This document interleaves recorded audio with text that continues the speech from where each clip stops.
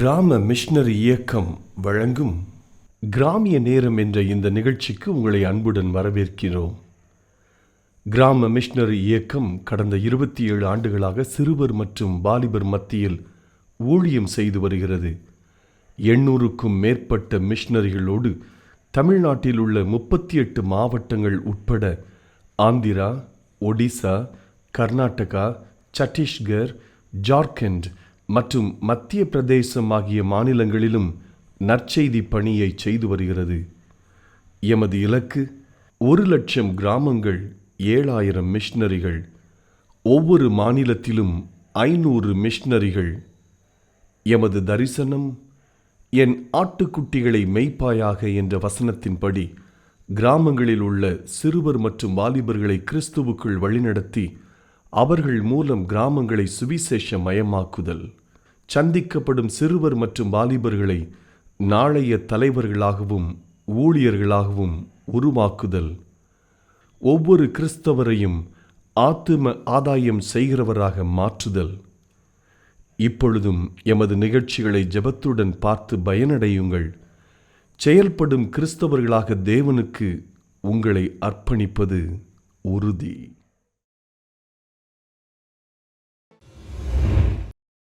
தொழிலாளர் தன்னோட கையில் ஒரு வாட்ச் கட்டியிருந்தாராம். அப்போ அந்த வாட்ச் அவரை பார்க்கும் போதெல்லாம் சொல்லிச்சான், நான் போய் உங்கள் கையில் போய் இருக்கேன் பாரு, நீ மட்டும் தான் பார்த்துட்டு இருக்க, உன்னுடைய வேர்வை எல்லாம் ஏமால தான் வடியுது, என்னோட அழகுக்கும் என்னோட ரேஞ்சுக்கும் நான் எங்கேயோ இருக்க வேண்டியவா அப்படின்னு சொல்லி அந்த வாட்ச் புலம்பிக்கிட்டே இருக்குமா. வாட்ச் ஒரு நாள் சொன்னிச்சான், ஒரு பெரிய டவர் இருந்துச்சா, அந்த டவரில் ஒரு பெரிய கிளாக் தொங்கிட்டு இருந்துச்சு. அப்போ சொன்னிச்சான், பாரு எத்தனை பேர் அதை பார்க்குறாங்க, எத்தனை பேருக்கு அது பிரயோஜனப்படுது, நான் தான் உங்கள் கையில் என்னோட வாழ்க்கையே இப்படி வீணாக போச்சு அப்படின்னு சொல்லி வாட்ச் சொன்னிச்சான். உன அந்த டவரில் தானே வைக்கணும், அந்த டவரில் நான் அவனை வச்சிருக்கேன் அப்படின்னு சொல்லிட்டு அவர் கையில் இருக்க வாட்ச் எடுத்து அந்த டவர்ல மேலே ஏறி தொங்க போட்டார். இந்த வாட்ச் எத்தனை பேருக்கு உபயோகமா இருந்திருக்கும்? ஒருத்தருக்கும் இந்த வாட்ச் என்ன செஞ்சிருக்காது, உபயோகமா இருந்திருக்காது.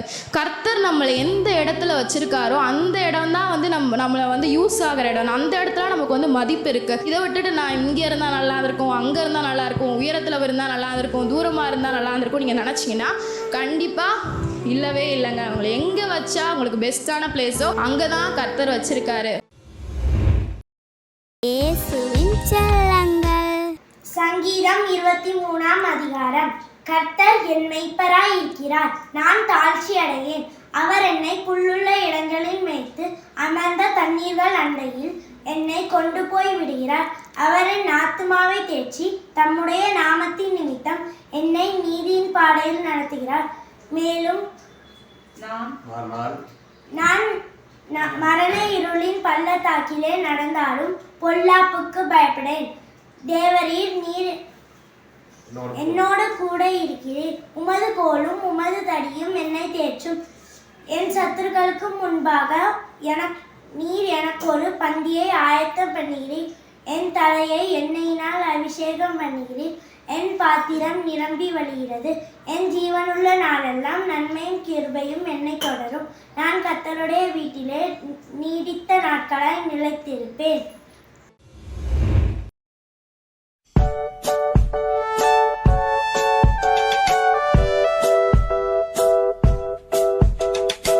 என்னை பலப்படுத்தும் கிறிஸ்துவினாலே எல்லாவற்றையும் செய்ய பலனுண்டு. என்னை பலப்படுத்தும் கிறிஸ்துவினாலே எல்லாவற்றையும் செய்ய பலனுண்டு.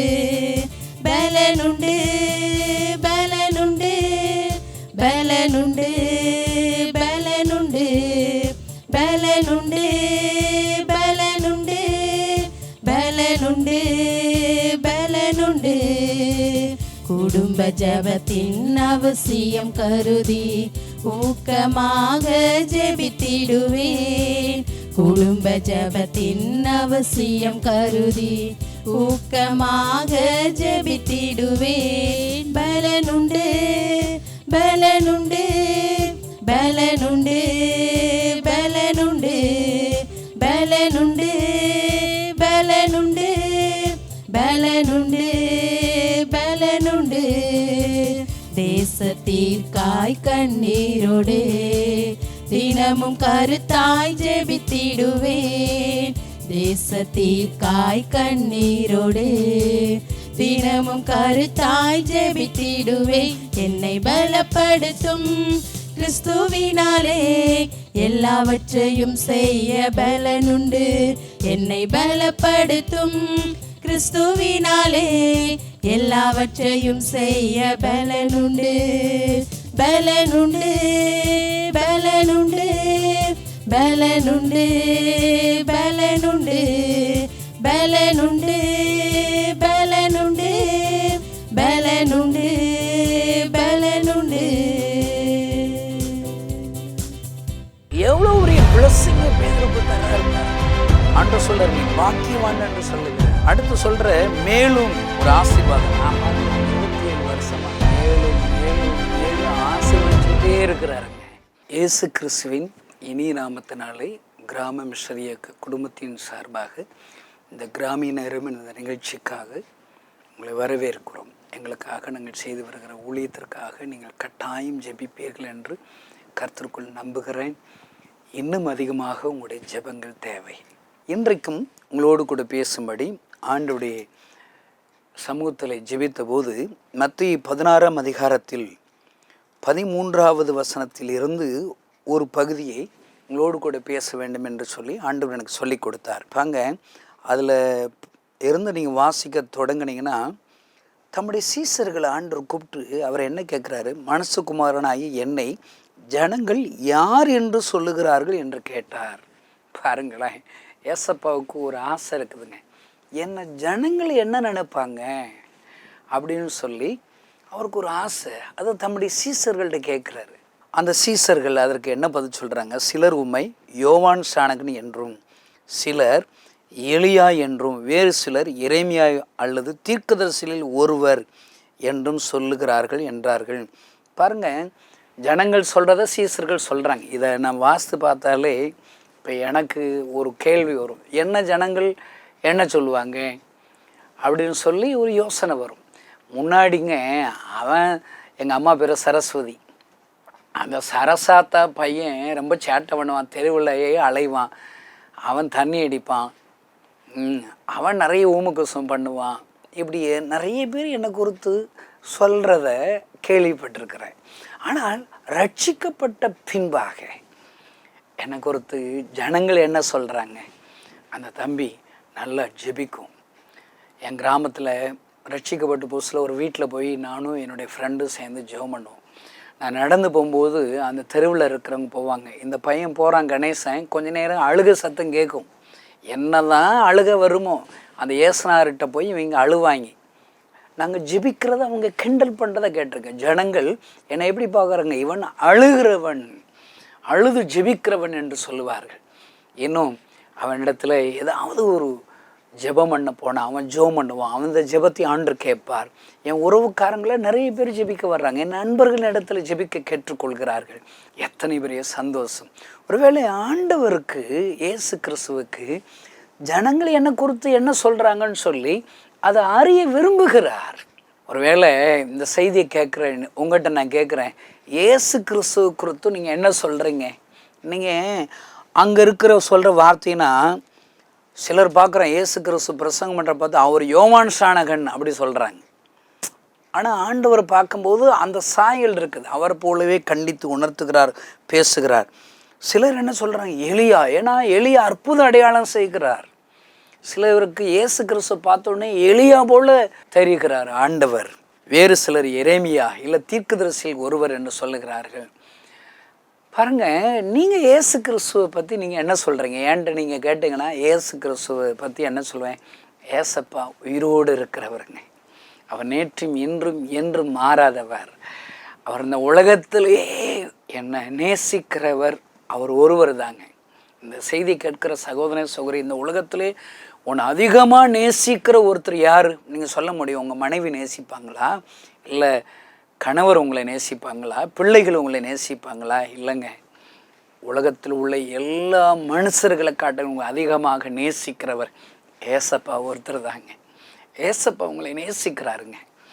27 வருஷமாக அந்த ஏசப்பா எனக்கு தெரியுங்க. என்னை அறிந்திருக்கிறவர், அல்லேலூயா, என்னுடைய ஜெபத்தை கேட்கிறவர், என் ஜெபத்திற்கு பதில் கொடுக்கிறவர், என் தேவைகளை சந்திக்கிறவர். அவர் என்னை தேடிக்கிட்டே இருப்பாருங்க, எப்பொழுதும் என்னோடு கூட இருப்பார். நான் ஏசப்பாவை ருசி பார்த்தேன். நான் நிறைய சொல்லுவேங்க. இந்த செய்தியை கேட்குற சகோதரனே சகோதரியே, நீங்கள் ஏசப்பாவை குறித்து உங்கள்கிட்ட கேட்டால் நீங்கள் என்ன சொல்லுவீங்க? உங்கள் கூட ஏசப்பா எப்படிப்பட்டவராக இருக்கிறாரு? நிறைய கிறிஸ்தவங்களுக்கு ஏசப்பாவை குழந்தை இயேசுவாக தான் பார்க்குறாங்க. அவர் ஏசப்பா கடவுள் நம்புவாங்க. ஆனால் அவரால் என் கேன்சர் வியாதை சுகமாக்க முடியாதுன்னு சொல்லிக்குருவாங்க. அவரால் இந்த அற்புதத்தெல்லாம் செய்ய முடியும். இத்தனை வருஷம் ஆச்சு, அவரால் இனிமேல் குழந்தை பாக்கியனா ஏசப்பா எனக்கு கொடுக்க மாட்டார், இனி அவ்வளவுதானே, செத்து போயிடுவேன், இப்படி நிறைய பேர் சொல்லிக்கிட்டு இருப்பான். அப்போ அவங்களுடைய விசுவாசம் ஏசப்பா பற்றி என்ன நினைக்கிறாங்க?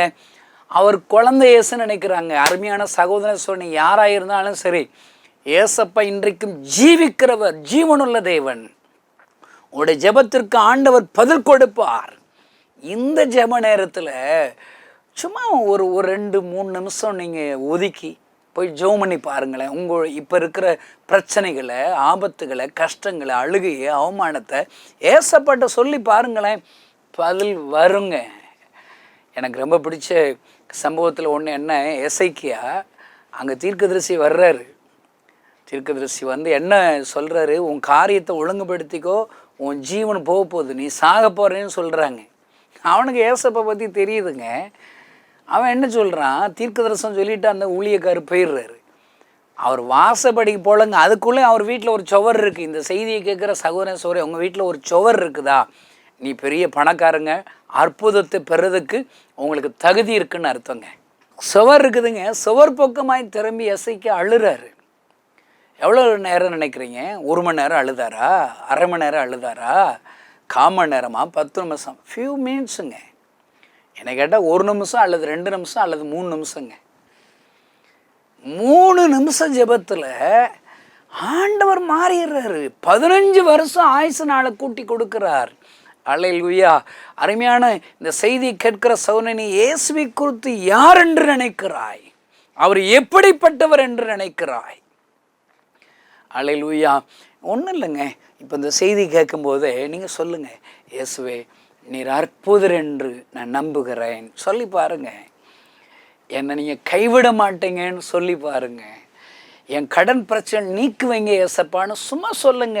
காசா பணமாங்க, வாயா வலிக்க போகுது, சும்மா சொல்ல வேண்டிதானங்க. பாருங்களேன், இப்போ சொல்லிட்டு ஆண்டவர் இப்போ சீசரில் பார்த்து சொல்கிறார் 15 வசனத்தில், அப்பொழுது அவர், நீங்கள் என்னை யார் என்று சொல்லுகிறீர்கள்? நீங்கள் என்னப்பா சொல்கிறீங்க ஆண்டவர் கேட்குறாரு பாருங்க. அதற்கு சீமன் பேதுரு பிரதியுத்தரமாக, நீர் ஜீவனுள்ள தேவனுடைய குமாரனாய கிறிஸ்து என்றான். நீங்கள் என்ன நினைக்கிறீங்க பாருங்கள். இந்த செய்தியை கேட்குற நீங்கள் எல்லாரும் ஏசப்பாவை குறித்து நீங்கள் என்ன நினைக்கிறீங்க, அவர் எப்படிப்பட்டவர் நினைக்கிறீங்கிறத அறிய விரும்புகிறாருங்க. வாய் திறந்து சொல்லுங்கங்க. இப்போ பாருங்க, பேதுரு சொன்ன உடனே 17 வசனத்தில் அவர் என்ன சொல்கிறார் பாருங்க. இயேசு அவனை நோக்கி, யோனாவின் குமாரனாகிய சீமோனே, நீ பாக்கியவான். அல்லேலூயா. சும்மா ஒரு வார்த்தை ஏசப்பாவை குறித்து அவர் விசுவாசிக்கிறத, அன்பு செலுத்துறது சொல்லிட்டாருங்க. ஒரு 4 வார்த்தை பேதுரு சொல்லிட்டாருங்க. ஆண்டவரால் தாங்க முடியல, உடனே சொல்கிறாரு, நீ பாக்கியவான். அடுத்து என்ன சொல்கிறாரு? மாம்சமும் இரத்தமும் இதை உனக்கு வெளிப்படுத்தவில்லை, பரலோகத்தில் இருக்கிற என் பிதா இதை உனக்கு வெளிப்படுத்தினார். அல்லேலூயா. அவன் அப்ரிசியேட் பண்ணிட்டு ஆண்டு சொல்கிறார், மேலும் நான் உனக்கு சொல்லுகிறேன், நீ பேதுருவாய் இருக்கிறாய், இந்த கல்லின் மேல் என் சபையை கட்டுவேன், பாதாளத்தின் வாசல்கள் அதை மேற்கொள்வதில்லை.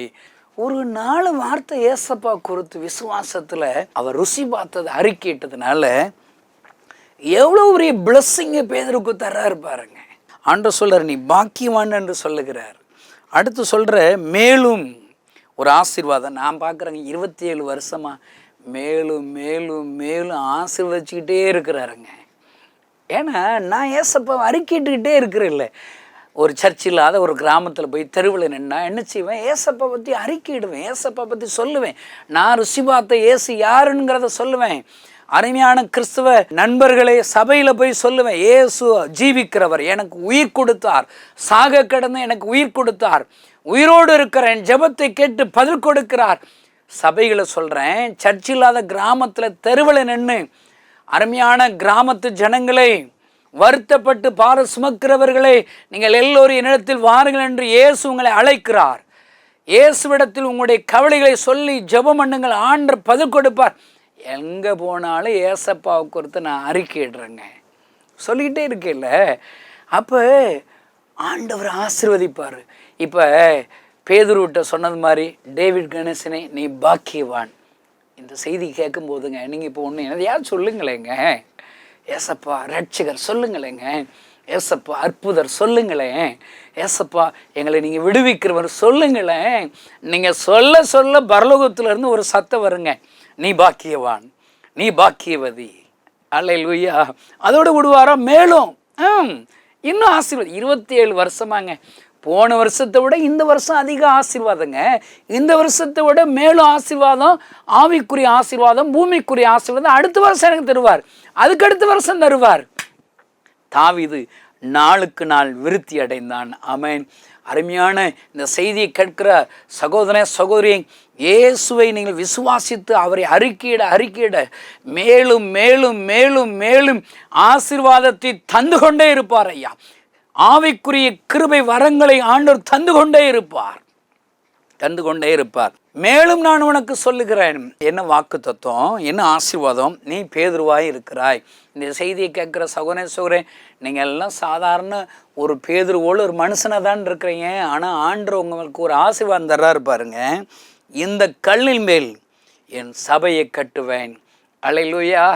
அருமையான இந்த செய்தியை கேட்கிற சகோதரன், நீங்கள் உங்கள் குடும்பத்தில் நீங்கள் ஒருத்தர் மட்டும் ஏசப்பாவை ஏற்றுக்கொண்டிருக்கலாம். நீங்கள் ஜெபம் பண்ணுறீங்களா, ஆண்டவரை விசுவாசிக்கிறீங்களா, ஆண்டவரை அறிக்கையிடுறீங்களா, உங்கள் மூலியமாக உங்கள் குடும்பத்தை கட்டுவாருங்க, உங்கள் மூலியமாக உங்கள் பிஸ்னஸை கட்டுவார், உங்களுடைய பிள்ளையுடைய ஆவிக்குரிய வாழ்க்கையை கட்டுவார். பேதுரு சொல்லுகிறார், உன் மீது என் சபையை கட்டுவேன். அன்று அடுத்து சொல்லும் போதே பாதாளத்தின் வாசல்கள் அதை மேற்கொள்வதில்லை. பேதுருவே, ஆண்டவர் சொல்றார், உன் மேலே என் சபையை கட்ட போகிறேன், பாதாளத்தின் வாசல் மேற்கொள்வதில்லை. அருமையான இந்த செய்தி கேட்கிற சகோதரேஸ்வரி, இன்றைக்கு ஆண்டவர் அறிக்கையிடுங்க, ஆண்டவர் கன்ஃபர்ஸ் பண்ணுங்க. நான் அடிக்கடி யோசிக்கிறேன், சாத்ராக் மேசாக் ஆபேத்னாங்க, அவங்க ஒரு பொற்சிலையை வணங்கணும், தலை வணங்கணும். வணங்கன்னா என்ன செய்யணும் பாருங்களேன், என்னை பாருங்களேன், இவ்வளோதாங்க. இப்படி செஞ்சால் உயிர் போகாது, எல்லாம் உயிர் போயிடும். இன்றைக்கி தமிழ்நாட்டில் இப்படி ஒரு சட்டம் வந்து இப்படி நீங்கள் எல்லாம் செய்யணும்னா நம்ம 100% கிறிஸ்தவங்கள்லாம் கழுதை ஒரு பொற்சிலையை வணங்கதாம்பா சொல்கிறாங்கன்னு தலை வணங்கிடுவோம். ஆனால் நம்ம ஆள்கள் அப்படி கிடையாது. சாத்ராக் மேசாக் ஆபேத்னாக என்ன சொல்கிறாங்க, ஆண்டவர் என்னை விடுவித்தாலும் சரி, என்னை விடுவிக்காமல் போனாலும் சரி. அங்கே ஒரு இடத்துல சவால் இப்படி நடக்குதுங்க. அந்த இடத்துல இப்படி சொல்கிறாங்க. என்ன நடக்குது தெரியுமாங்க, இவங்க இப்படி பேசுனதுனால அவங்க அக்கனிக்குள்ளாக இவங்களை 3 பேரை போட்டாச்சு. ஆண்டவர் என்ன நினைக்கிறார், அவர் வாட்டுக்கு வந்துடுறாருங்க. பரலோகத்தில் இருக்க முடியல, சிங்காசனத்தில் அமர முடியல, அவர் இறங்கி வந்துடுறாரு. என் பைபிளில் போட்டிருக்குதுங்க, தலையில் இருக்கிற முடி கூட சேதமாகவில்லை ஐயா. என் ஆண்டவரை வைராக்கியத்தோடு அறிக்கை இடுகிற அந்த அர்ப்பணிப்பின் வார்த்தைகளை கேட்டு என் ஆண்டவர் இறங்கி வருகிறார். இந்த செய்தி கேட்கிற சகோதரன் சோரி, இன்றைக்கு நீ அறிக்கையிடு. உன்னை எப்படிப்பட்ட சிறையிருப்புக்குள்ளாக நெருக்கத்துக்குள்ளாக இருக்கிறாயா, நீ சொல்லு, ஆண்டவர் என்னை விடுவித்தாலும் சரி, விடுவிக்காமல் போனாலும் சரி, என்னோடு கூட ஜீவனுள்ள ஆண்டவர் இருக்கிறார். சொல்லி பாருங்க. 1 சாமுவேல் 17ஆம் அதிகாரத்தில் தாவீதுடைய வெற்றிக்கு காரணம் என்ன தெரியுமா, இவன் ஏமாத்திரம், இந்த கோலியாத் ஏமாத்திரம், உயிருள்ள ஆண்டவர், ஜீவனுள்ள தேவன் என்னோடு கூட இருக்கிறார். இந்த வார்த்தை தாங்க, அறிக்கை தாங்க அவனை ஒரு தலைவனாக உயர்த்துகிறது ஐயா. அல்லேலூயா. நான் 27 வருஷமா எனக்கு சோறு வரும்போதெல்லாம் என் பக்கத்தில் இருக்கிற ஏசப்பாட்ட சொல்லிக்கிட்டே இருப்பேன், அறிக்கையிட்டே இருப்பேன், ஏசப்பா நீங்கள் நல்லா இருக்கீங்களா, அவ்வளோதாங்க. ஏசப்பா அறிக்கிட்டே இருக்க வேண்டியாண்ணே, அவர் கூட உறவாடிக்கிட்டே இருக்க வேண்டியதானே. ஆண்டவரே, நீங்கள் என்னை கைவிட மாட்டீங்களே, நீங்கள் தான் அற்புதர் இல்லை, நீங்கள் என்னை விடுவிப்பீங்கள்ல. நான் இப்போ என்ன தெரியுமா சொல்கிறேன், ஏசப்பா முகாம் உங்கள் முகாம், வாலிபர்களை நீங்கள் நேசிக்கிறீங்க, முகாமை நீங்கள் நடத்திடுவீங்க, முகாமிற்குரிய தேவைகளை சந்திப்பீங்க. அப்பப்போ அவர்கிட்ட சொல்லிக்கிட்டே இருக்கிறேன், அவர் சும்மா இருப்பாருங்க, இறங்கி வருவார் ஐயா. வாலிபர் முகாமிற்கு அந்த திருச்சி மொராய் சிட்டி கிரவுண்டில் அவர் இறங்கி வருவார், ரட்சிக்கப்படாதவர்களை ரட்சிப்பார், எல்லோரையும் அபிஷேகம் பண்ணுவார். ஊழியக்காரராய மோகன் சிலாசனை எடுத்து பயன்படுத்துவார். அல்லேலூயா. ஆண்டவர் மகிமையான ஒரு எழுப்புதலை அன்றைக்கு தொடங்க போகிறார். அருமையான இந்த செய்தி கேட்கிற சகோதரி, நீ ஆண்டவரை குறித்து என்ன நினைக்கிறாய்? பேதுருவை போல இப்போ நீங்கள் அறிக்கையிட்டு பழகுங்க. உண்மையை உங்கள் இருதயத்திலேருந்து, ஏசப்பா நீர் பெரியவர், நீர் அற்புதம், நீர் விடுவிக்கிறன்னு சொல்லி பாருங்க. ஆண்டவர் இன்றைக்கு ஒரு அற்புதம் செய்வார். கண்களை மூடி நாம் ஜெபிக்கலாம். பரலோகத்தில் இருக்கிற எங்கள் நல்ல தகப்பனை, பேதுருவை பார்த்து சொன்ன வார்த்தைக்காக ஸ்தோத்திரம். ஹல்லேலூயா. ஏசமனன் யோனாவின் குமாரனாய் சீமோனை நீ பாக்கியவான் என்று சொன்னீரே, இந்த கல்லின் மேல் என் சபையை கட்டுவேன் என்று சொன்னீரே. ஹல்லேலூயா. இன்றைக்கு இந்த செய்தியை கேட்கிற யாரெல்லாம் பேதுருவை போல நீர் ஜீவனுள்ள தேவனுடைய குமாரனாய் கிறிஸ்து என்று உம்மை அறிக்கையிடுகிறார், நீர் ரட்சகர் என்று அறிக்கையிடுகிறார்களோ, நீர் விடுவிக்கிறவர் என்று அறிக்கையிடுகிறார்களோ, நீர் சுகமாக்குகிறவர் என்று அறிக்கையிடுகிறார்களோ, அவர்கள் ஒவ்வொருவருக்கும் தேவையான அற்புதங்களை செய்வீராக. ஹல்லேலூயா. நம்முடைய கரம் இப்பொழுதே தொடுவதாக. மகிமையான சாட்சிகளை அடியேன் கேட்டுமை துதிக்க உதவிச்சிங்க. இந்த செய்தி கேட்கிற ஒவ்வொரு மீது உம்முடைய வல்லமை இப்பொழுதே தொடுவதாக. யாரெல்லாம் உம்மை விசுவாசித்து அறிக்கையிடுகிறார்கள் அவர்கள் ஒவ்வொரு மீது உம்முடைய வல்லமை தொடட்டும் என்று நான் ஜெபிக்கிறேன். ஆசீர்வதிக்கிறேன் இயேசுவின் நாமத்தினால் பிதாவே, ஆமென். இந்த செய்தி நிச்சயமாக உங்களை செயல்பட தூண்டிருக்கும் என விசுவாசிக்கிறோம். நமது ஆமேன் வில்லேஜ் டிவி நேயர்களுக்கு சர்வதேச மகளிர் தின சிறப்பு வாழ்த்துக்களை அன்போடு தெரிவித்துக் கொள்கிறோம். அநேக நேரங்களிலே பெண்கள் பலவிதமான போராட்டங்களை சந்தித்து வருகிறீர்கள். உங்களுடைய சரீர பலவீனங்களின் நிமித்தமாய், நீங்கள் சந்திக்கிற பிரச்சனைகளின் நிமித்தமாய் 4 சுவருக்குள்ளாக அடைப்பட்டு அழுது கொண்டிருக்கிறீர்கள். ஏன் நான் பெண்ணாய் பிறக்க வேண்டும்? நான் ஒரு ஆணாய் பிறந்திருந்தால் சிறகடித்து உலகமெங்கும் சுற்றி வருவேனே என்று சொல்லி நீங்கள் நினைத்ததுண்டு. ஆனால் இந்த நாளிலே மங்கையராய் பிறப்பதற்கு தவம் செய்திட வேண்டும் என்று சொல்லி கவிமணி தேசிய விநாயகம் பிள்ளை அவர்கள் கூறுகிறார்கள். உண்மையாகவே பெண்களாய் நீங்கள் பிறந்ததற்கு உண்மையாகவே நீங்க கொடுத்து வச்சவங்க.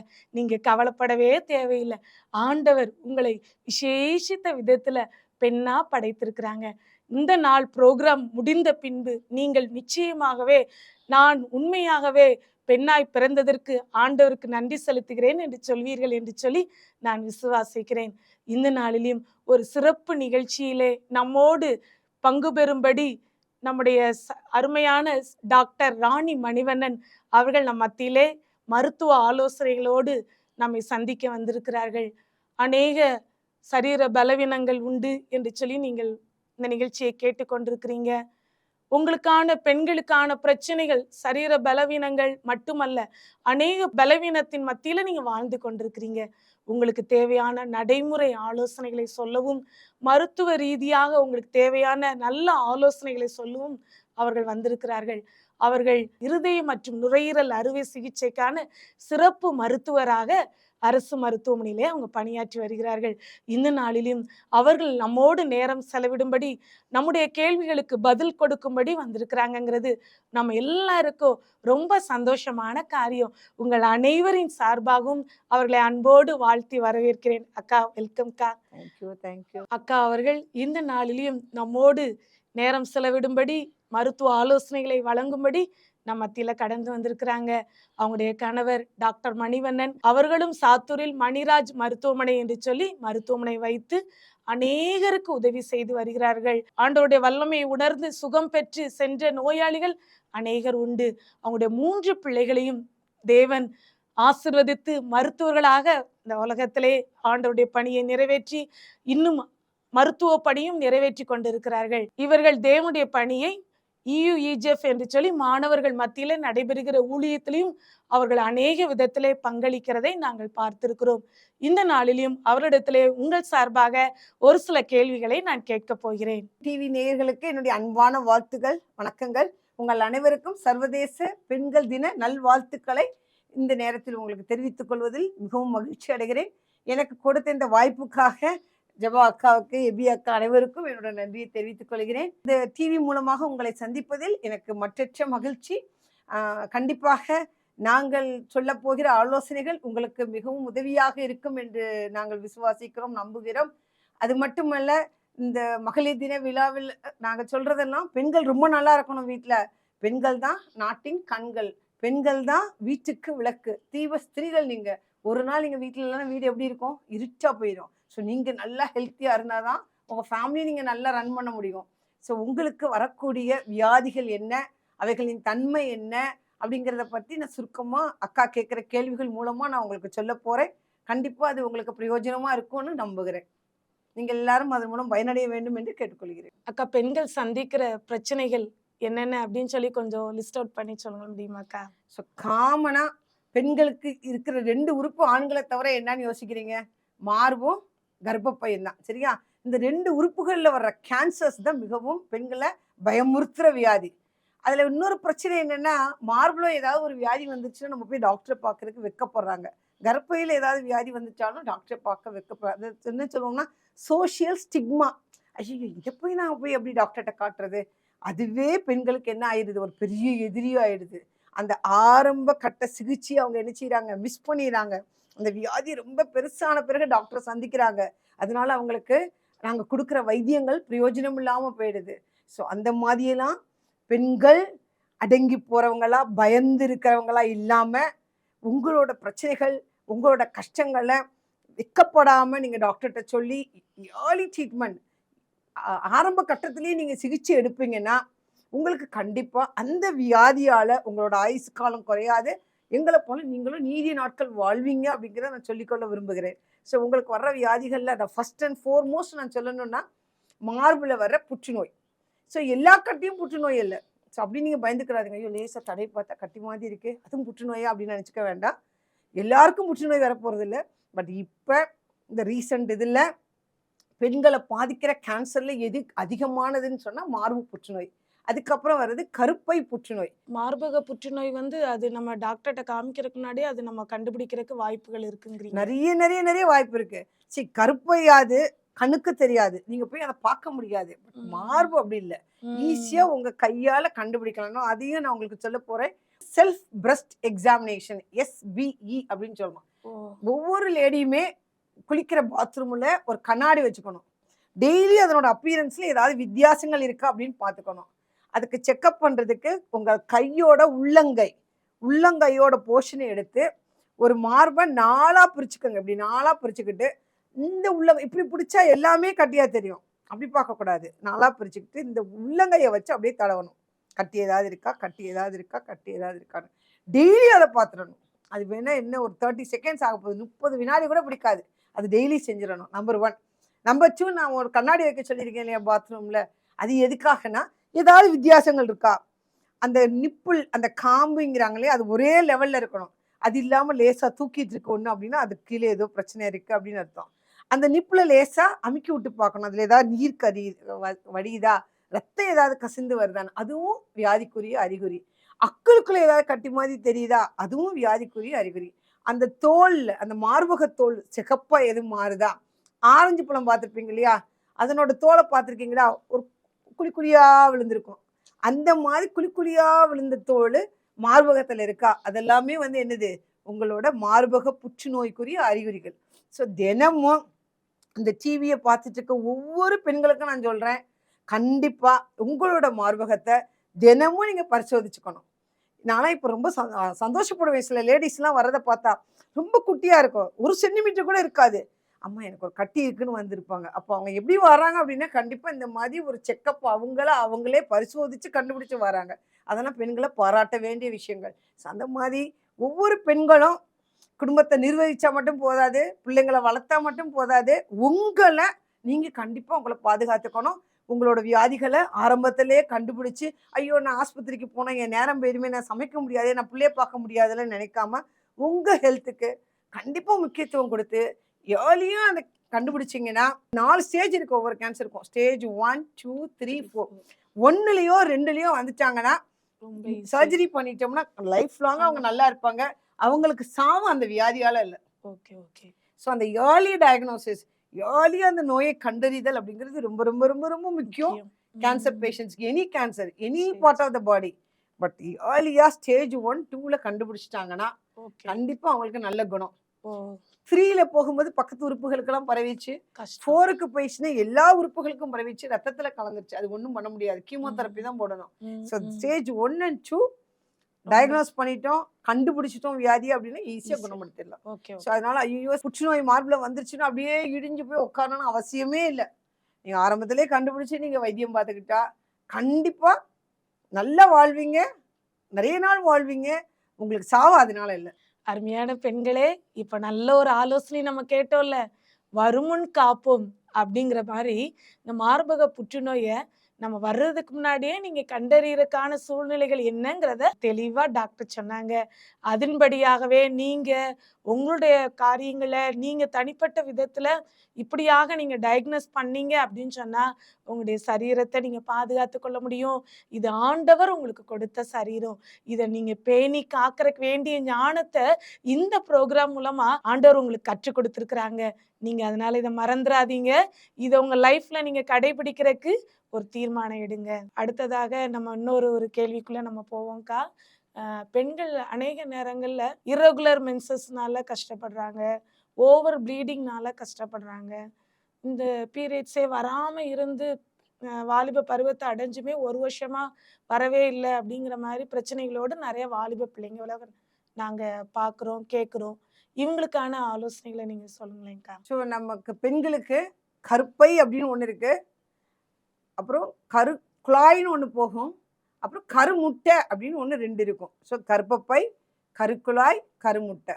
ஸோ அது 13 வயசு வாக்கில் தான் அந்த கருமுட்டைகள் இருக்கிற சுரப்பி வேலை பார்க்க ஆரம்பித்து பீரியட்ஸ்னு வருது. அதைத்தான் பூ பெய்கிறாங்க, வயசுக்கு வந்துட்டா பிள்ளை அப்படின்னு சொல்கிறாங்க. இப்போ பார்த்தீங்கன்னா அதுவுமே 8 வயசில் வயசுக்கு வர பிள்ளைங்களாம் இருக்குது. அதுக்கெல்லாம் காரணம் என்ன அப்படின்னா நம்மளோட food habits, faulty food habits. என்னென்னமோ ஃபாஸ்ட் ஃபுட்டுன்னு சாப்பிட்றோம், நிறைய சிக்கன் சாப்பிட்றோம், நிறைய கோழிக்கு ஈஸ்ட்ரோஜன் இன்ஜெக்ட் பண்ணிடுறாங்க. அந்த மாதிரி இதை பிள்ளைகள் என்னென்னமோ பண்ணி கொடுத்த உடனே வெரைட்டியாக ஆசையாக சாப்பிடுது. ஒபிசிட்டி, ரொம்ப குண்டாயிடுது பிள்ளைகள். ஸோ அந்த ஹார்மோன்லாம் நிறைய ரத்தத்தில் சுரக்கிறதுனால வேகமாக அந்த பிள்ளைகள்லாம் வயசுக்கு வருது. அது நல்லதே இல்லை. நான் சொன்னேன் இல்லையா, மார்பு புற்றுநோய் வேகமாக பிள்ளைகள் வயசுக்கு வந்துட்டாலும் அந்த ஈஸ்ட்ரோஜன் ஹார்மோன் அந்த மார்பில் வேலை செய்கிறதுனால அதனோட அந்த கேன்சர் வர்ற தன்மை அதிகம். ஸோ வேகமாக தீட்டு வந்தால் லேட்டாக தான் தீட்டு நிற்கிது அப்படிங்கிறவங்களுக்கெல்லாம் அதெல்லாம் ரொம்ப ரிஸ்கான விஷயங்கள். ஸோ அந்த மாதிரி வர்றதை அவாய்ட் பண்ணணும்னா பிள்ளைகளுக்கு வந்து நல்ல டயட், நல்ல ஃபுட்ஸு, நிறைய வெஜிடபிள்ஸ் கொடுங்க. கடைகளில் ஃபாஸ்ட் ஃபுட்டு, சிக்கன் அது இதுன்னு கொடுக்காதீங்க. சின்ன பிள்ளைகள் வேகமாக வயசுக்கு வர்றதுக்கு காரணம் நான் சொன்ன மாதிரி இந்த இது. பிள்ளைகள் வேகமாக வயசுக்கு வந்துடும். முந்தைய காலத்தில் பிள்ளைகள் 15 வயசு 16 வயசுல தான் வயசுக்கு வரும். இப்போ 8 வயசு 9 வயசுல அவங்க சாப்பிடுற அந்த உணவு முறையில தான் பாதிப்பு. ஸோ அப்போ வந்துருச்சுன்னா திருப்பி வந்து ஒரு பிரேக் இருக்கும். 3, 4 இயர்ஸ் 5 இயர்ஸ் ஒன்றுமே வரி பண்ணாதீங்க. ஐயோ என்ன இப்போ பயம் வேற, பிள்ளைகள் தப்பாக எதுவும் போயிடுச்சா, தீட்டு வரலையே, ஏதாவது தப்பு இப்போ நடந்திருக்குமானா. ஏன்னா இப்போ பேப்பர்லாம் படிக்கிறோம் அப்படிதான், 8 வயசு பிள்ளை 9 வயசு பிள்ளைக்கு இப்படி ஆயிடுச்சு, பலாத்காரம் அப்படி இப்படின்னு சொல்றது கொஞ்சம் பெற்றோர்களுக்கு பயம்தான். அந்த மாதிரி பயத்தில் வருவாங்க. அப்படி பயப்பட தேவையில்லை. வேகமாக வயசுக்கு வந்துடுவாங்க அந்த ஹார்மோன் சுரக்கிறதுனால. அதுக்கப்புறம் அந்த ஓவரியோட வேலை வந்து ரெகுலராக இருக்காது. கரெக்டாக மாதம் 2 விதமான ஹார்மோன் சுரக்கும். முதல்ல ஒரு ஈஸ்ட்ரோஜன் சுரக்கும், அதுக்கப்புறம் ப்ரொஜெஸ்ட்ரான் ஒரு ஹார்மோன் சுரக்கும். அவன் முடிவடையும் போது என்ன வரும், பீரியட்ஸ் வரும். ஸோ அந்த ஹார்மோன் ஒழுங்காக சுரக்காத பட்சத்துலையும் இப்படி தீட்டு வராமல் போகலாம். அதனால அதை பற்றி பயப்படவே தேவையில்லை. பிள்ளைகள் வேகமாக வயசுக்கு வர்றது ஃபால்ட்டி ஃபுட் ஹேபிட்ஸ்.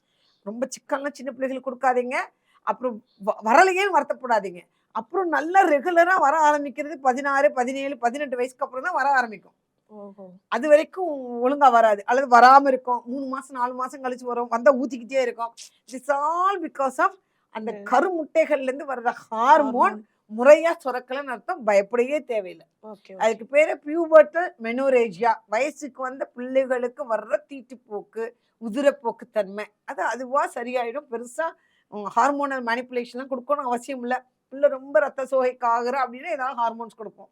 மற்றபடி சும்மா கவுன்சிலிங் தான். இது ஒன்றும் இல்லை, இந்த ஏஜில் எப்படி இருக்கும், அதுக்கப்புறம் சரியாயிடும் அப்படின்னு சொல்லி நாங்கள் அனுப்பிடுவோம். ஸோ இர்ரெகுலராக வர்றதுல 2 இருக்குது. எப்படின்னா 45 நாள் 50 நாளைக்கு ஒரு தடவை வரும், வந்தாலும் கம்மியாக படும். அல்லது 2 மாதம் 3 மாதம் கழிச்சு வரும், வந்த மாதக்கணக்கில் ஊற்றிட்டு இருக்கோம். ஸோ எல்லாமே பிரச்சனை. It's all because of hormone problem during the adolescent period. 13 வயசுலேருந்து 18 வயசு வரைக்கும். அதுக்கப்புறம் பிள்ளைகள் கல்யாணம் ஆயிடுச்சு, பீரியட்ஸ் வரல, நாள் தள்ளிடுச்சுன்னு பார்க்குறாங்க. ஆனால் யூரின் டெஸ்ட் பார்த்தா நெகட்டிவாக இருக்குது. அப்போ அவங்களுக்கு வந்து இது என்னது கன்செப்ஷனும் இல்லை, நான் மாசமாகவும் இல்லை, ஆனால் தீட்டும் வரலையேன்னு.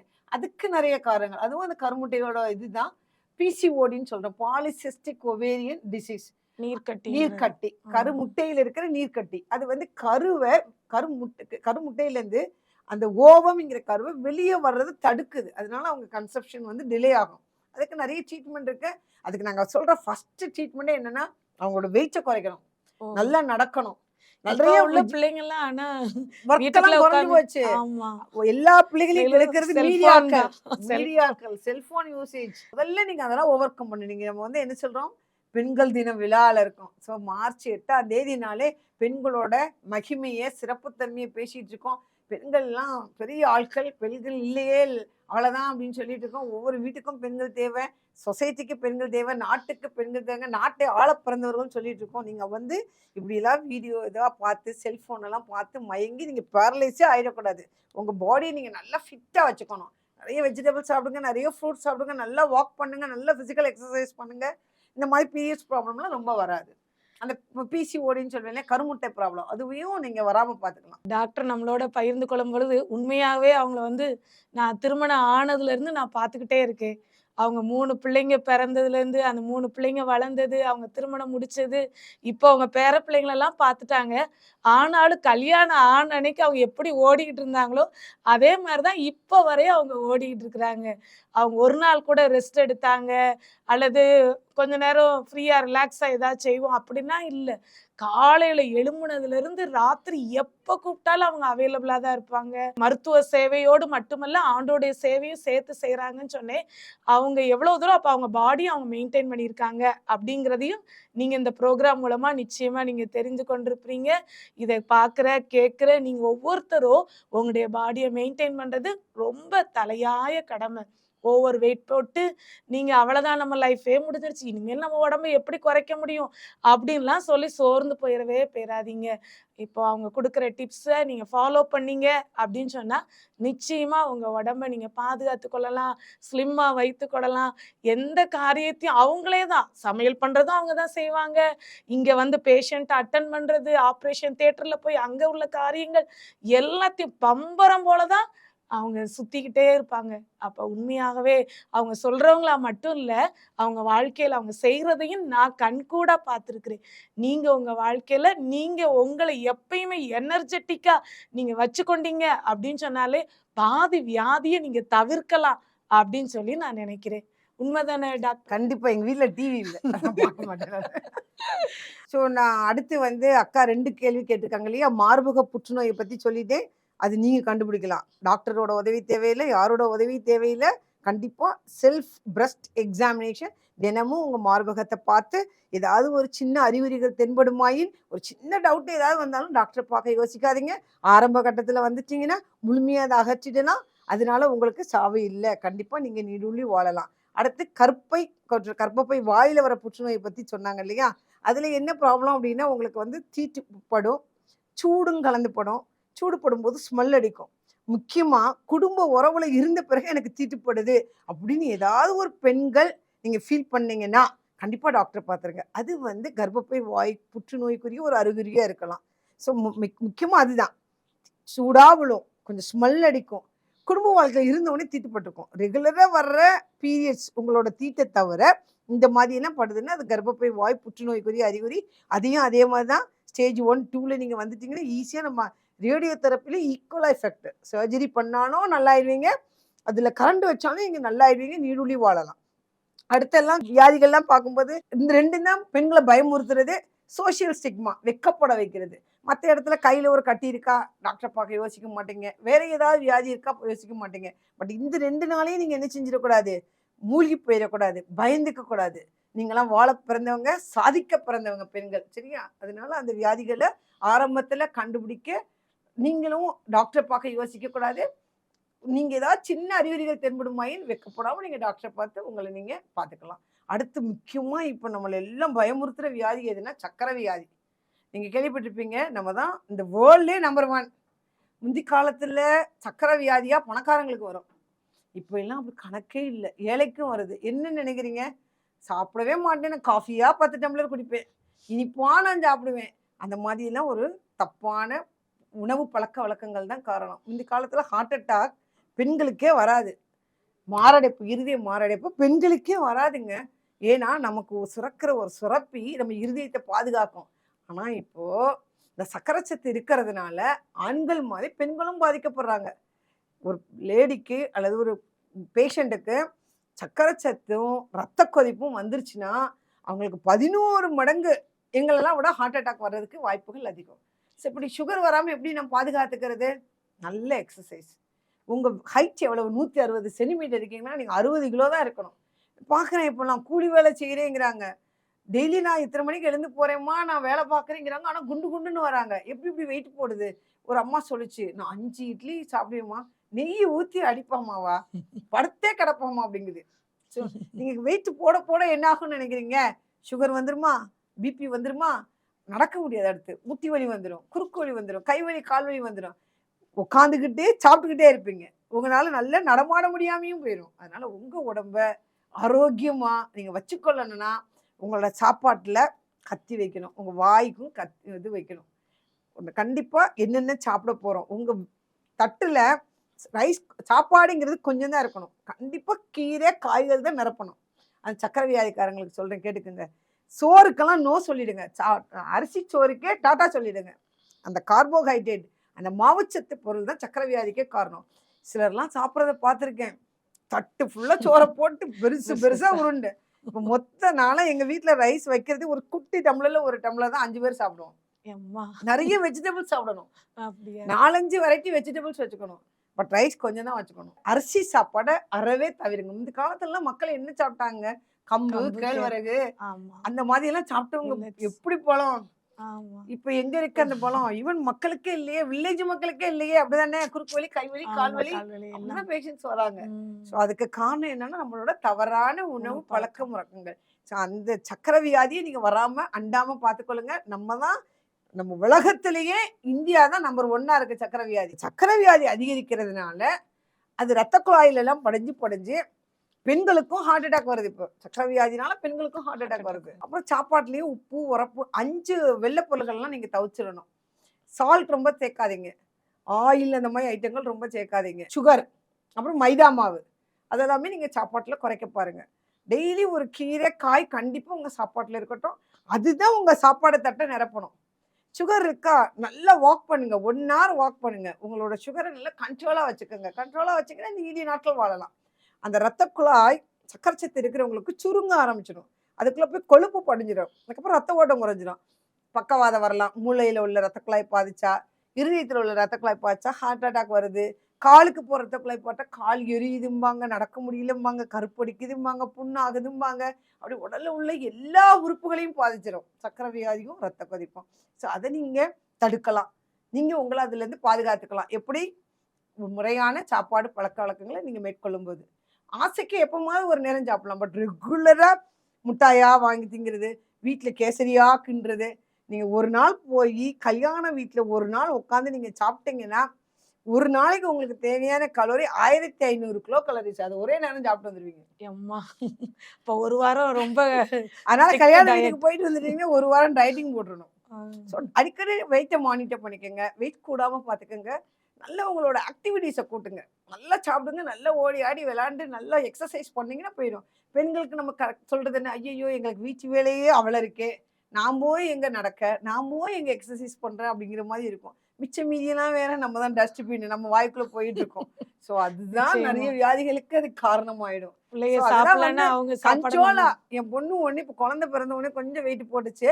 அது கரெக்டாக இப்போ என்ன செய்யணும், 8 மணிக்கு மேலே வாயில் ஒன்றுமே வைக்காது. குழந்தைக்கு ஊட்டம், அது உப்பு இருக்கான்னு கொஞ்சம் பார்த்துக்கமானா நோ அப்படிங்கும். ஸோ அது ஒரு பெரிய வில் பவர். இப்போ பார்த்தீங்கன்னா அது 40 கிலோ 45 கிலோ வந்துருச்சு, செம்மையாக குறைஞ்சிருச்சு. ஸோ அந்த மாதிரி கொஞ்சம் வில் பவர் வேணும். மிச்சம் மீதி ஆயிடுமே, கஷ்டப்பட்டு சமைச்சதே பக்கத்து வீட்டில் போய் கொடுங்க. ஒரு குட்டி பிள்ளை ஏதாவது தேவைப்படுறவங்களுக்கு அதை கொடுங்க. கண்டிப்பாக உங்கள் உடம்புக்கு அது தேவையில்லை. மிச்சம் மீதியை பக்கத்தில் உள்ளவங்களுக்கு கொடுத்து முடிச்சிருங்க. அந்த பிள்ளைங்க சந்தோஷப்படும், அந்த சந்தோஷம் உங்களுக்கும் கிடைக்கும். ஸோ மிச்சம் மீதி இருக்குன்னு தயவு செய்து பெண்கள் நீங்களே உங்களுக்கு கொட்டிக்காதீங்க. அதுதான் எல்லா வியாதிக்கும் காரணமாயிடும். அப்புறம் இன்னொரு வியாதினா தைராய்டு ப்ராப்ளம். அது பெண்களுக்கே உரிய வியாதிங்க. நான் எப்படி சொன்னேன், மார்பு புற்றுநோய் பெண்களுக்கே உரிய வியாதி, கர்ப்பப்பை வாய் புற்றுநோய் பெண்களுக்கே உரிய வியாதி. அடுத்தது வந்து தைராய்டு ப்ராப்ளம் ஜென்ஸுக்கு வரும், பட் லேடிஸ்க்கு தான் ரொம்ப காமன். பிள்ளைகள் அந்த வயசுக்கு வரும்போது அயோடின் சத்தோட தேவை அதிகம். ஸோ அந்த டைமில் ஹைப்போதைராய்டிசம், அதாவது தைராய்டு கம்மியாக வேலை பார்க்குறது. ஐயோ எனக்கு தைராய்டு வியாதி வந்துருச்சு அப்படின்னு மக்கள் அப்படி பயந்துக்கிட்டு வராங்க. அது வியாதியே இல்லை, அது ஒரு அயோடின் உப்புங்கிற அந்த சத்து கம்மியாக வருது, டெஃபிஷியன்சி, அது வந்து ஒரு குறைபாடு, அந்த சத்து இல்லை, அவ்வளோதான், அது வியாதியே இல்லை. ஸோ அந்த டைமில் கண்டுபிடிச்சோம்னா பிள்ளை டக்குன்னு வெயிட் போடுறா, உடம்பு ஊதிக்கிட்டே போகுது, தீச்சு வர்றது சரியா இல்லை, தூங்கிக்கிட்டே இருக்கா, டல்லாக இருக்கா அப்படின்னா தைராய்டு கம்மியாக வேலை செய்யுது, அது ஒரு பாசிபிலிட்டி, அவ்வளோதான். நீங்கள் அதை செக் பண்ணிவிட்டு அதுக்குரிய சத்து மாத்திரை கொடுத்தா போதும், பிள்ளை நல்லா ஆக்டிவ் ஆயிடுவா. நிறைய சின்ன பிள்ளைகள் இப்போ குண்டா இருக்கு. என்ன சாப்பிடுவேன்னா சிக்கன் ரைஸ், எப்போ கேட்டாலும் சிக்கன் ரைஸ், அதை கொடுத்தாதாம்மா அந்த பிள்ளை சாப்பிடுது, வேற எதுவுமே சாப்பிடல. நல்லதே இல்லைங்க. பிள்ளை குண்டாச்சுன்னா வளராது. குண்டா இருக்கிற பிள்ளைகளுக்கு வேகமாக சக்கரை வியாதி, ரத்த கொதிப்புலாம் வந்துடும். ஸோ உங்கள் பிள்ளைகளுக்கு நீங்கள் சக்கரை வியாதியோட ரத்த கொதிப்போட பார்க்க போகிறீங்களா? தயவு செய்து அப்படிலாம் வாங்கி கொடுக்காதீங்க. ஃபாஸ்ட் ஃபுட்டு, அந்த ஸ்ட்ரீட் ஃபுட்டெல்லாம் கொடுக்கவே கொடுக்காதீங்க. நல்லா ஆரோக்கியமான நவ தானியங்களில் லட்டு பண்ணி கொடுங்க, நல்ல பாசிப்பயிறு சுண்டல் போட்டு கொடுங்க, அந்த மூக்கு கடலை சுண்டல், அப்படி ஏதாவது ஈவினிங் ஸ்நாக்ஸ் நம்ம வீட்டில் ஆரோக்கியமாக பண்ணதை கொடுங்க. கடைகளில் வாங்கி தயவு செய்து கொடுக்காதீங்க. ஸோ ஆரம்பத்திலே பிள்ளைகளை நீங்கள் அப்படி வளர்த்தாதான், ரொம்ப இனிப்பாக கடையில் வாங்குற ஃபுட்டெல்லாம் கொடுத்து பழக்கும் போதே எல்லா வியாதிகளுக்கும் பிள்ளைகளுக்கு வந்து வேறுண்ட ஆரம்பிச்சிடும். அப்போ வேகமாக அந்த பிள்ளைகள் அந்த வயசுக்கு வரும்போது சக்கரை வியாதி, ரத்த கொதிப்புலாம், இப்போ முந்தைய காலத்தில் 60 வயசில் வர சக்கரை வியாதி, ரத்த கொதிப்புலாம் இப்போ 25-30 வயசுலேயே வந்துருச்சு. எப்பா பிபி இருக்கு, சுகர் இருக்குங்கிறாங்க, யாரை கேட்டாலும் சுகர் இருக்குங்கிறாங்க. கண்டிப்பாக சாப்பாட்டு முறைமையில ஒரு கடைப்பிடிக்கணும், ஒரு மாற்றத்தை கொண்டு வரணும், ஒரு கண்ட்ரோல் இருக்கணும், ரொம்ப கேர்ஃபுல்லாக உடம்ப பார்த்துக்கணும். அப்போ தான் நம்ம நீடூழி வாழ முடியும். பெண்கள் தினம், இன்டர்நேஷ்னல் விமன்ஸ் டே நம்ம செலிப்ரேட் பண்ணுறோம். பட் அதில் வந்து பெண்கள் தங்கள் ஆரோக்கியத்தை காத்துக்கணும்னா சாப்பாட்டு முறைமையை நீங்கள் ஃபாலோ பண்ணுறது, கடைபிடிக்கிறது, ஹெல்த்தியான டயட்டை சாப்பிட்றது ரொம்ப ரொம்ப முக்கியம். இன்னும் ரொம்ப முக்கியமாக நான் கேள்விப்படுறது என்னென்னா, பெண்கள் ஒருத்தர் 2 பேர் தான் வீட்டில் இருப்பாங்க. 2 பேருக்காக சமைக்கிறதா? சோறாக்கு ஒரு 5 ரூபாய்க்கு சால்னா வாங்கிட்டு வா, சாப்பிடுவோம். ஸோ நிறைய பேர் பார்த்தீங்கன்னா அல்சரோட வராங்க, வயிற்று புண்ணு அப்படின்னு வராங்க. சாப்பிட்ட உடனே வயிறு வலிக்குது, வயிறு எரியுது. என்னன்னு கேட்டேம்மா, உரப்பா சால்னா வச்சு சாப்பிட்டியா, பரோட்டா சாப்பிட்டியா? ஆமாம் அதான் சாப்பிட்டேன், அதான் காரணம். ஸோ உரப்பு, புளிப்பு, எண்ணெய் பலகாரங்கள் அறவே தவிர்த்துருங்க. புளிப்பும் ரொம்ப இருந்தாலும் அது நெஞ்சக்கரிக்கும். கருவாட்டு குழம்புலாம் வச்சு சாப்பிட்டிங்கன்னா அப்படியே எருக்களிக்கும் சாப்பாடு. ரொம்ப ஆசிட் உள்ளது நீங்கள் சாப்பிட்டீங்கன்னா அப்படியே சாப்பாடு எருக்களிச்சு நெஞ்சையே பிடிக்கிற மாதிரி வலிக்கும். ஐயோ எனக்கு ஹார்ட் அட்டாக் வந்துருச்சான்னு ஓடி வருவாங்க. அல்சர்லேயும் அந்த மாதிரி வரும். ஸோ நீங்கள் உரப்பு, புளிப்பு, எண்ணெய் பலகாரங்களை குறைச்சிடுங்க. நிறைய பால், புளிப்பு இல்லாமல் தயிர், மோர் ஊற்றி சாப்பிடுங்க. நிறைய கீரை, காய்கள் சாப்பாட்டில் சேர்த்துக்க. கொடுத்த ஆலோசனைகள் உண்மையாகவே இதை கேட்டுக்கொண்டிருக்கிற ஒவ்வொரு பெண்களுக்கும் மிகவும் பிரயோஜனமாக இருக்கும்னு சொல்லி நான் நினைக்கிறேன். இதை நீங்கள் கேட்குறதோடு மட்டும் இல்லை, உங்களுடைய வாழ்க்கையில் நீங்கள் கடைப்பிடிக்கணும். உங்களுடைய குடும்பத்தில் இருக்கிற பிள்ளைங்க எப்படி வளர்க்கணும், அவங்களுக்கு என்ன மாதிரி உணவு கொடுக்கணும் அப்படிங்கிற ஆலோசனையெல்லாம் கொடுத்துருக்குறாங்க. இதை நீங்கள் ஃபாலோ பண்ணீங்க அப்படின்னு சொன்னால் நோயற்ற சமுதாயத்தை நீங்கள் உருவாக்க முடியும், அப்படிதானே? அதனால் இந்த நாளில் நீங்கள் நல்ல சத்தியத்தை கேட்கறதுக்கு ஆண்டவர் உதவி செஞ்சுருக்கிறாங்க. அதனால அதை ஃபாலோ பண்ணுறதுல நீங்கள் மிஸ் பண்ணிடாதீங்க. பெண்களுக்கான பிரச்சனைகள், மார்பக புற்றுநோய், கர்ப்ப புற்றுநோய் அப்படிங்கிறத குறித்து சொன்னாங்க. அதோடு மட்டும் இல்லை, அவங்க வந்து இருதய நுரையீரல் அறுவை சிகிச்சை நிபுணராக அவங்க இருக்கிறாங்க. ஆதி நாட்களில் ஆண்களுக்கு ஹார்ட் அட்டாக் வந்திருக்கு அப்படின்னு சொல்லி நம்ம கேட்போம். ஆனால் இப்போ நம்ம பார்க்கும்பொழுது நிறைய லேடிஸும் ஹார்ட் அட்டாக்னால சஃபர் ஆகிறத நம்ம பார்க்குறோம். அக்கா, லேடிஸ்க்கு ஹார்ட் அட்டாக் எதனால் வருது? அவங்க சரியாக தூங்காமல் இருக்கிறனாலையா, அல்லது ஓவர் ஸ்ட்ரெஸ்னாலையா, அவங்க சாப்பாட்டு முறையை அவங்க சரியாக கடைபிடிக்காதனாலையா? பெண்களுக்கு ஹார்ட் அட்டாக் வர்றதுக்கான நோக்கம் என்ன, காரணம் என்னங்கிறத சொல்லுங்களேன். முந்தி காலத்தில் அக்கா சொன்ன மாதிரி ஹார்ட் அட்டாக் பெண்களுக்கு வர்றது ரொம்ப ரொம்ப கம்மியாக இருந்துச்சு. அதுக்கு நான் சொன்னேன், நம்ம கரு முட்டையிலிருந்து ஒரு ஈஸ்ட்ரஜன் அப்படிங்கிற ஒரு சுரப்பி வர்றது வந்து நம்ம இருதயத்துக்கு போகிற ரத்த குழாய்களை பாதுகாத்துக்கிட்டு இருந்துச்சு. அப்புறம் தீட்டு நின்றுல, அதுக்கு பேர் மெனோபாஸ் அப்படின்னு சொல்கிறோம். அது நின்ன பிறகு பெண்களும் ஆண்களுக்கு நிகராக ஹார்ட் அட்டாக்ல பாதிக்கப்படலாம். அது வரைக்கும் நமக்கு ஒரு பாதுகாப்பு கடவுள் கொடுக்குறாரு. எது மூலமாக? கருமுட்டையில் வர்ற சுரப்பி மூலமாக. ஆனால் இப்போ அந்த மாதிரியே இல்லை. ஒரு 35 வயசு, 40 வயசு, 45 வயசு பெண்கள்லாம் கூட நீங்கள் வந்து பார்த்து எப்போமாவது மதுரை கவர்மெண்ட் ராஜாஜி ஹாஸ்பிட்டலுக்கு வந்தீங்கன்னா பார்க்கலாம், பெண்களுக்கு ஆண்களை விட அதிகமான கட்டில படுத்து கிடக்காங்க. பைபாஸ் ஆப்ரேஷன் பண்ணுறதுக்குன்னு ஹார்ட் அட்டாக் வந்து. ஸோ அது காரணம் என்னன்னா, நான் சொன்ன மாதிரி உங்களோட தவறான உணவு பழக்க வழக்கங்கள் தான். முக்கியமாக சக்கரை வியாதி அவங்க வர்றவங்க எல்லாருக்கும் நீங்கள் பார்த்தீங்கன்னா சுகர் இருக்குது எனக்கு அப்படின்னு சொல்லிட்டு வராங்க. ஸோ அந்த சுகர் இருக்கிறவங்களுக்கு என்ன ஆகுது அப்படின்னா, ட்ரைக்ளிசரைட்ஸ் அப்படிங்கிற ஒரு கொழுப்பு வந்து போய் ரத்த குழாயில் புடைஞ்சிரும். இருதயத்துக்கு 3 ரத்த குழாய் போகுது. மேலே 1, சைடில் 1, வலது கை பக்கம், இடது கை பக்கம், மேலே 1. அந்த ரத்த குழாய்கள் அடப்படும் போது தான் ஹார்ட் அட்டாக்னு சொல்கிறோம். இருதயத்துக்கு போக வேண்டிய ரத்தம் முறையாக போகாமல் கம்மியாகும்போது நம்ம ஹார்ட் அட்டாக்ங்கிறோம். இருதயம் பார்த்தீங்கன்னா எப்பயுமே வேலை செய்யுது, அப்படி தானே? நம்ம கூட போய் தூங்குவோம், ஆனால் இருதயம் எப்பயுமே தூங்காது. 24 மணி நேரமும் வேலை செஞ்சுக்கிட்டே இருக்கும். கரு உருவாகும் போது முதல்ல வேலை செய்கிற உறுப்பு இருதயம். சாகிற போது எப்போ அவன் ஒருத்தன் செத்து போயிட்டான்னு சொன்னோம்னா இருதய துடிப்பு எப்போ நிற்குதோ அப்போ தான் அவன் செத்து போய். அந்த மாதிரி நம்மளோட ஆரம்பம் முதல் கரு முதல் நம்ம சாவு வரைக்கும் வேலை செய்கிற அந்த இருதயத்தை நீங்கள் பாதுகாக்கணும்னா சக்கரை வியாதி வராமல் பார்த்துக்கணும். அடுத்து ரத்த கொதிப்பு வராமல் பார்த்துக்கணும். இந்த 2 தான் பெண்களையும் ஹார்ட் அட்டாக் வர வைக்குது. நிறைய பேர் பைபாஸ் ஆப்ரேஷன் சொல்கிறாங்களே ஹார்ட் அட்டாக்கு, அது பண்ணுறதுக்கு வந்துட்டு இருக்காங்க. ஸோ முக்கியமான காரணம்னு பார்த்தா சக்கரை வியாதி, ரத்த கொதிப்பு, அப்புறம் ஒபிசிட்டி. ரொம்ப குண்டா இருக்கிறவங்களுக்கும் கொழுப்பு கூடும். ஸோ உங்களோட ஃபிசிக்கல் ஆக்டிவிட்டிஸ், டெய்லி எக்ஸசைஸ். நீங்கள் வீட்டில் பெரிய வேலை செய்யலாம், நிறைய வீட்டு வேலை இருக்கலாம், அல்லது வெளியே எங்கேயாவது வேலைக்கு போகிறவங்களா இருக்கலாம். இருந்தாலும் உங்கள் டைமை பிளான் பண்ணுங்க. எக்ஸசைஸ், உங்களை கேர், உங்கள் உடம்புக்கு கொடுக்குற கேர், அதுக்கு நீங்கள் டைம் ஒதுக்குறதுக்கு மறக்காதீங்க. நீங்கள் நல்லா இருந்தால் தான் உங்களுக்கு மதிப்பு சொசைட்டியில். உங்கள் வீட்டிலேயே நீங்கள் படுத்துக்கிட்டிங்கன்னா ஒரு நாதி உங்களை வந்து பார்க்காது. ஸோ உங்கள் உடம்ப நல்லா ஃபிட்டாக ஹெல்த்தியாக நீங்கள் வச்சுக்கணுன்னா உங்களுக்குன்னு நீங்கள் டைம் ஸ்பெண்ட் பண்ணுங்க. ஏதாவது ஒரு எக்ஸசைஸ், ஒரு ஃபிசிக்கல் ஆக்டிவிட்டி, நல்ல ஒரு பிரிஸ்க் வாக். வீட்டுக்கு பக்கத்துலேயே ஒரு கடகடன்னு இப்போ நிறைய பேருக்கு அவேர்னஸ் வந்துருச்சு. காலையில் எழுந்து பார்த்தா பெண்கள் நடக்கிறத நான் நல்லா கண்கூட பார்க்குறேன், சந்தோஷப்படுறது உண்டு. எல்லா பெண்களுமே நல்லா எக்ஸசைஸ் பண்ணி உடம்ப நல்லா ஃபிட்டாக வச்சுக்கணும். சக்கரை வியாதிக்கும் ரத்த கொதிப்புக்கும் பை சொல்லிடுங்க. அது உங்கள் உடம்புல அண்டாமல் பார்த்துக்கோங்க. அப்படி பார்த்துக்கிட்டிங்கன்னா ஹார்ட் அட்டாக் வர்றதை நம்ம முடிஞ்ச வரைக்கும் தவிர்க்க முடியும். அதுக்கு மேலே அக்கா சொன்ன மாதிரி ஸ்ட்ரெஸ்ஸு. உண்மையாகவே பெண்கள் வந்து பன்முகத்தவர் அப்படின்னு சொல்லலாம். வீட்டு வேலையை பார்க்கணும், பிள்ளைகளை பார்க்கணும், அப்புறம் சமைக்கணும், எல்லாருக்கும் பேக் பண்ணணும். இப்போ ஒரு ஆள் சம்பளம் பத்தலை, பெண்களும் வேலைக்கு ஓடணும். ஸோ இவ்வளவும் நீங்கள் தான் பார்த்தாகணும், வேறு வழியே இல்லை. ஸோ அந்த வகையில் இப்போ பெண்கள்லாம் அடிமைகளா அமுக்கப்படுறாங்களா அப்படின்னா இல்லை. ஆண்களை சமைக்க விட்டுட்டு நம்ம உட்கார முடியுமா? தாங்காது, சமையலை நம்ம சாப்பிடவும் முடியாது. ஸோ அதனால் நம்ம வேலையை நம்ம தான் செஞ்சாகணும். ஸோ நீங்கள் அதனால் என்ன யார் பெரிய ஆட்கள், நீங்களாம் யாருன்னா அசாதாரணமானவர்கள். பெண்கள் நம்மளாம் சாதாரண ஆட்களே இல்லை. ஆண்களை விட நம்மளாம் பயங்கர பல மடங்கு பராக்கிரமசாலிகள். அதனால் சோர்ந்து போயிடக்கூடாது. எல்லாத்தையும் பார்த்துட்டு உங்கள் உடம்ப பார்க்க மறந்துடாதீங்க. நான் நிறைய கேள்விப்படுறது என்னென்னா, வீட்டு வேலை அப்படி இருக்குது இப்படி இருக்குது, நம்ம எங்கே போய் டாக்டரை பார்க்கணும் இழுத்து வச்சுட்டு வராதிங்க. நீங்கள் வந்து உங்கள் உடம்புக்கு கண்டிப்பாக இம்பார்ட்டன்ஸ் கொடுத்து கண்டிப்பாக டைமை ஒதுக்கி நல்ல தூக்கம், நல்ல ஒரு எக்ஸசைஸ், நல்ல சாப்பாடு அப்படின்னு நீங்கள் வாங்க. நீங்கள் நல்லா இருந்தால் தான் உங்கள் பிள்ளைகளை, உங்கள் பேர பிள்ளைகளை அடுத்து நீங்கள் பார்க்க முடியும். அதனால் உங்கள் உடம்பை நீங்கள் பேணி பாதுகாத்துக்குங்க. ஸோ இந்த பெண்கள் சர்வதேச பெண்கள் தினத்தில் மார்ச் 8ஆம் தேதி அப்பப்போ வருஷந்தோறும் நம்ம அதை நினைவுபடுத்துறதுக்கு காரணமே நீங்கள் ரொம்ப முக்கியமானவங்க. உங்கள் வீட்டுக்கு மட்டும் இல்லை, உங்கள் ஊருக்கு, நம்ம நாட்டுக்கு, இந்த உலகத்துக்கே பெண்கள் ரொம்ப முக்கியமானவங்க. நீங்கள் யோசிச்சு பாருங்களேன், பெண்களே இல்லாமல் ஒரு ஊரோ ஒரு உலகமோ இருந்தால் எப்படி இருக்கும்? உலகமே கிடையாது, ஒன்றுமே கிடையாது. பிள்ளை பிறக்குமா, ஆண்கள் வருவாங்களா? எல்லாமே பெண்களை சார்ந்து தான் இருக்குது. எல்லா ஆக்டிவிட்டீஸும் எல்லா ஒர்க்குமே பெண்களோட தான் இருக்குது. அதனால் நீங்கள் நல்லா இருந்தால் தான் நல்ல வீடு, நல்ல சொசைட்டி, நல்ல நாடு. ஸோ உங்களை நீங்கள் பாதுகாத்துக்கங்க, உங்களை நீங்கள் நல்லா பராமரிச்சுக்கோங்க, வியாதி வராமல் பாதுகாத்துக்குங்க. ஸோ இந்த சர்வதேச மகளிர் தின நாளில் நீங்கள் எல்லாம் நல்லா ஹாப்பியாக ஹெல்த்தியாக வெல்த்தியாக இருக்கணும்னு உங்களை எல்லாரையும் வாழ்த்துக்கிறோம்.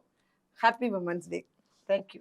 ஓகே, பாருங்க, நமக்கு அருமையான டாக்டர் ராணி மணிவண்ணன் இந்த நாளிலையும் நமக்கு சிறப்பான மருத்துவ ஆலோசனைகளை கொடுத்து நம்மளை எல்லாரையும் உற்சாகப்படுத்தி இருக்கிறாங்க. அவங்க கொடுத்த ஆலோசனைகள் நம்ம ஒவ்வொருவரையும் பலப்படுத்தும், ஊக்கப்படுத்தும் அப்படின்னு சொல்லி நாங்கள் விசுவாசிக்கிறோம். இன்றைய தினத்துல நீங்க கேட்டதோடு மட்டும் இல்ல, இதை ஒவ்வொரு நாளும் உங்களுடைய லைஃப்ல நீங்க கடைபிடிச்சிங்க அப்படின்னு சொன்னா ஒரு பிரைட் விமனா, உலகத்தை கலக்கிற பெண்களா நீங்க மாறுவீங்கிறதுல எந்த சந்தேகமும் இல்லை. மறுபடியுமா உங்களுக்கு ஹாப்பி விமென்ஸ் டேன்னு சொல்லி உங்களை வாழ்த்துகிறோம். Happy women's day. பாய். நீங்களும் எங்களோடு இணைந்து தேவனுக்காக ஏதாவது செய்ய விரும்புகிறீர்களா? கீழ்கண்ட எங்களது ஊழிய திட்டத்திற்காக ஜெபிக்க முன்வரலாமே. தமிழ்நாடு மற்றும் பிற மாநிலங்களிலும் ஆலயம் கட்ட தேவையாய் உள்ள 1000 கிராமங்களில் இடம் வாங்கி ஆலயம் கட்டப்பட ரூபாய் 5 லட்சமோ அல்லது அதில் ஒரு பகுதியோ கொடுத்து ஆலயம் கட்டி கொடுப்போர் எழும்ப ஜெபியுங்கள். சூனேமியால் எலிசாவுக்கு ஒரு அறை வீட்டை கட்டி கொடுத்தது போல புதிய மிஷனரிகள் தங்கி பயிற்சி எடுப்பதற்கு ரூபாய் 2 லட்சம் கொடுத்து ஒரு மிஷனரி வீட்டை கட்டி கொடுப்போர் எழும்ப ஜெபியுங்கள். நாம் சந்திக்கும் வாலிபர்கள் மற்றும் ஆரம்ப விசுவாசிகளை கிறிஸ்துவுக்குள் வளரச் செய்ய ரூபாய் 300 கொடுத்து முழு வேதாகமும் வாங்கி கொடுப்போர் எழும்ப ஜெபியுங்கள். நாம் பணி செய்யும் 8 மாநிலங்களிலும் உள்ள 880 மிஷனரிகளை மாதந்தோறும் ரூபாய் 10,000 கொடுத்தோ அல்லது இயன்ற காணிக்கையை கொடுத்தோ தாங்குவோர் எழும்ப ஜெபியுங்கள். தமிழ்நாடு மற்றும் பிற மாநிலங்களிலும் துரிதமாக சுவிசேஷம் அறிவிக்கவும் பின்தொடர் பணிக்காகவும் சுவிசேஷ வாகனங்கள் வாங்கி கொடுப்போர் எழும்ப ஜெபியுங்கள். தங்கள்